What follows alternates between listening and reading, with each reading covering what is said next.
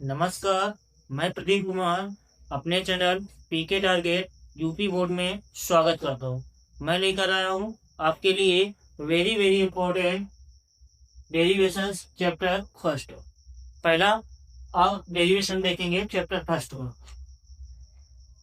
विद्युत ध्रुव के अक्ष पर स्थित बिंदु पर विद्युत क्षेत्र की तीव्रता की गणना। देखते हैं इसको।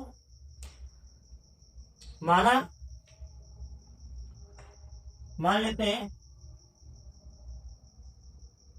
चित्रानुसार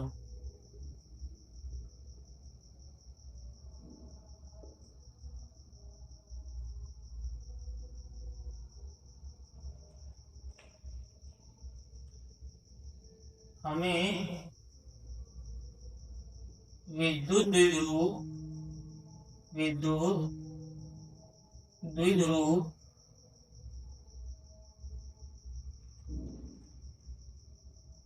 विद्युत द्विध्रुव के अक्ष पर स्थित बिंदु पर विद्युत क्षेत्र की तीव्रता की गणना करनी है। विद्युत क्षेत्र की तीव्रता की गणना करनी है। गणना करनी है।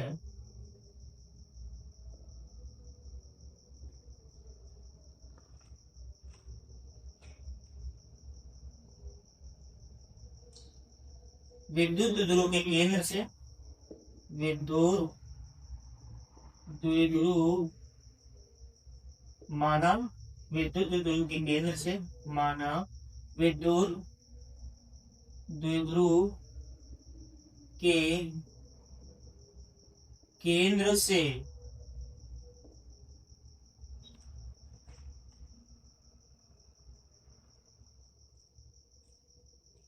बिंदु P R दूरी पर स्थित है। बिंदु P स्मॉल r दूरी पर स्थित है।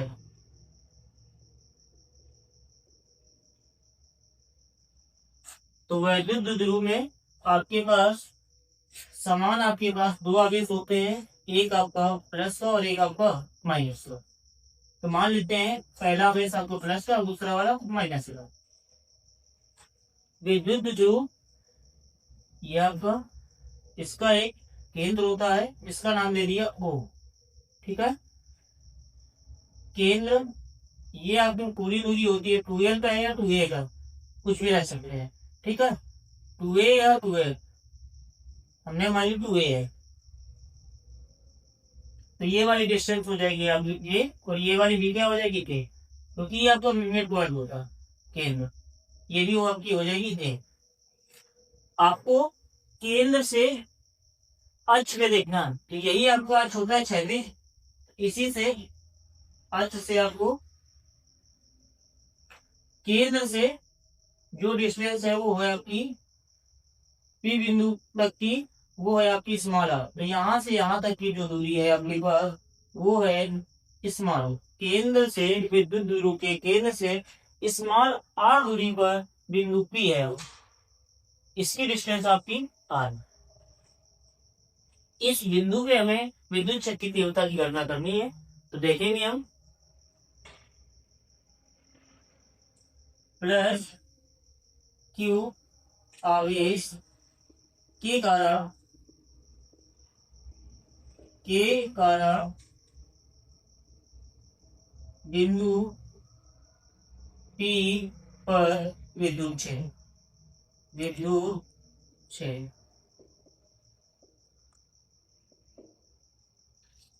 E प्लस क्यू बराबर। तो यहां से हमको देखना है प्लस क्यू आवेश से बिंदु P पर विद्युत क्षेत्र। तो यहां से हो जाएगा आपका फार्मूला होता है के क्यू बटे में आर स्क्वायर। आर आपको यहाँ पे जिस बिंदु तक निकालना होता है, जहां से निकालना होता है वो डिस्टेंस रखते हैं। तो यहाँ से आर आपका जो काम करेगा, दूरी जो काम करेगी, यहां से लेकर यहां तक की हो। ये डिस्टेंस है आपके पास आर, और ये वाली है आपके पास ए। आर और ए को मिला देंगे तो ये बन जाएगा आपका आर प्लस ए। ये पूरी डिस्टेंस यहाँ पर रखेंगे तो यहाँ आ जाएगा आपका आर प्लस ए का होल स्क्वायर, क्योंकि फार्मूला के क्यू बटे में आर स्क्वायर होता है, इसलिए स्क्वायर लगेगा। इसको समीकरण नंबर 1 मान लो। अब माइनस क्यू आवेश के कारण बिंदु पी पर विद्युत क्षेत्र की तीव्रता निकालेंगे। माइनस क्यू आवेश के कारण बिंदु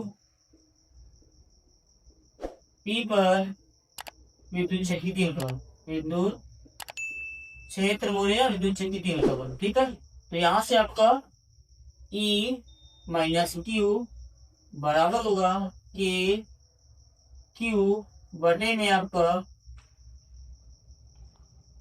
आर।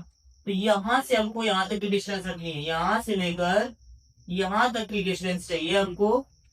हमको पता है केंद्र से लेकर यहां तक की जो दूरी है आपके पास आर है। यदि इस आर में हम इतना हटा दे तो आपका ये वाला बन जाएगा।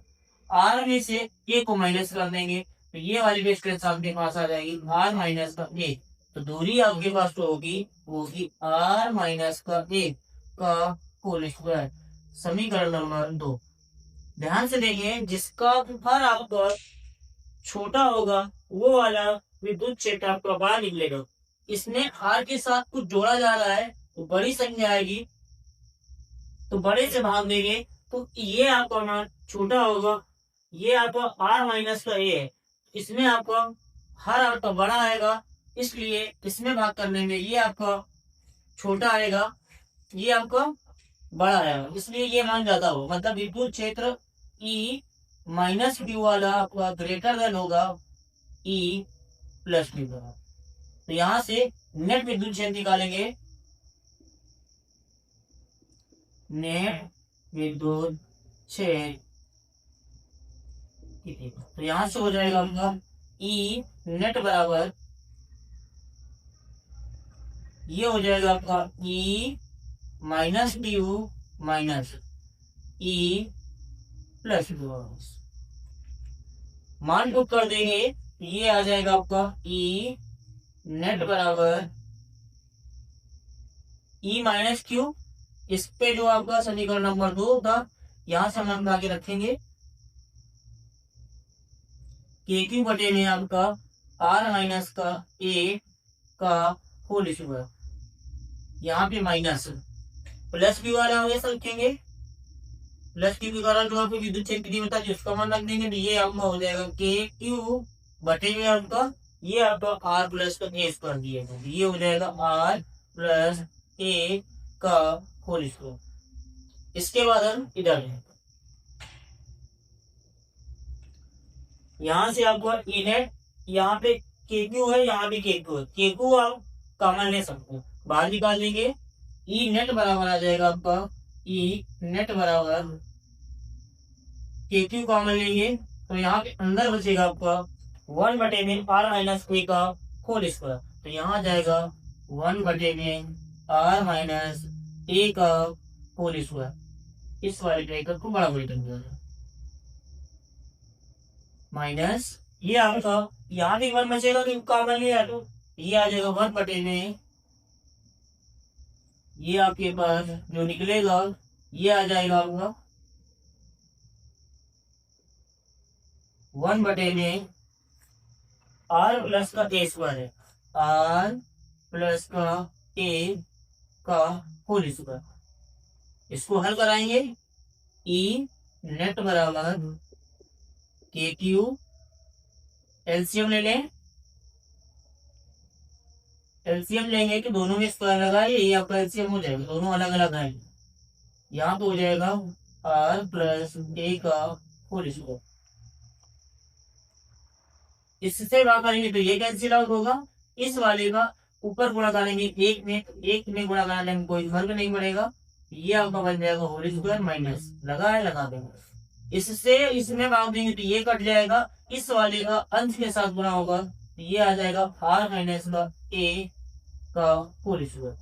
इसके बाद ई नेट बराबर होगा आपका के क्यू, होल स्क्वायर खोलते हैं ऊपर वाला तो ये हो जाएगा आर स्क्वायर प्लस ए का स्क्वायर करेंगे तो ए स्क्वायर, होल स्क्वायर खोलेंगे तो प्लस 2a, 2 इंटू में आर इंटू में ए, ये आपका बनेगा। इसके बाद यहाँ पे होल स्क्वायर खोलेंगे, माइनस बाहर दिया गया है तो जो आपको प्लस कहेंगे वो माइनस कर देंगे, ये भी आपको हो जाएगा माइनस आर स्क्वायर, ये भी प्लस का होता है ये भी माइनस का हो जाएगा आपका ए स्क्वायर।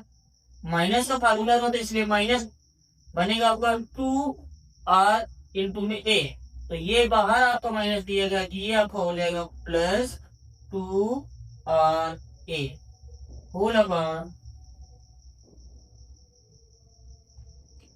दोनों में स्क्वायर लगा है इसको लिख सकते हैं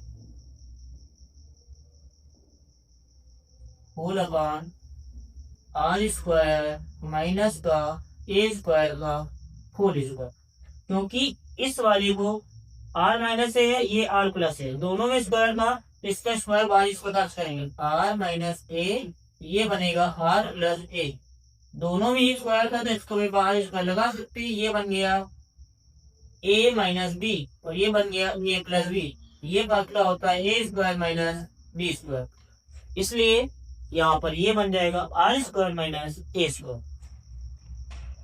यहाँ से आ जाएगा ई नेट बराबर के क्यू, यहाँ से ये आपका और ये आपका कैंसिल आउट हो जाएगा क्योंकि ये प्लस है ये माइनस है, ये आपका इससे कैंसिल आउट हो जाएगा और ये वाला 2r प्लस है ये भी 2r प्लस है, दोनों प्लस के अंदर जुड़ जाएंगे तो यहाँ पे आ जाएगा L2 में 4r a बटे यूं, ध्यान दें r से आपका जो a है अत्यधिक छोटा है तो यहाँ पे r ग्रेटर देन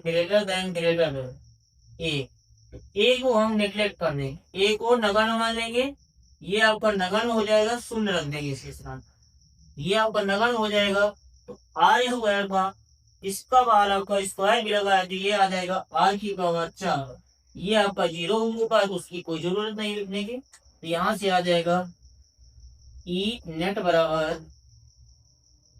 r की पावर 4 है, ये एक r है, इस वाले से इस वाले को कैंसिल आउट कराएंगे तो यहाँ बचेगा डी, ये आया के क्यू इंटू में 4r 4a बटे में आपका आर क्यू, इस वाले को लिखा जा सकता है के कांस्टेंट था इसको वैसे रख देंगे इंटू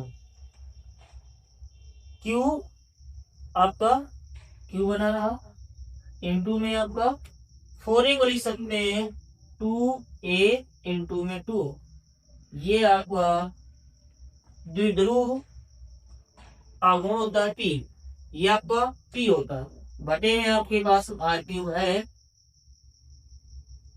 तो यहां से निकल के आएगा आपके पास 2 आगे था ये वाला पीछे था दो, उसको आगे करने के रख देंगे, यहाँ से आपके पास Q इंटू में 2a, ये आपका P होता है विद्युत ध्रुव आघूर्ण तो P रख देंगे बटे में आपके पास R क्यूब लगा देंगे, ये निकल के आ जाएगा ई नेट बराबर ई नेट बराबर आपका क्या निकला 2k P बटे में आपके पास R क्यूब, ये आपका कंप्लीट होगा, ये आपका कंप्लीट होता है ई नेट।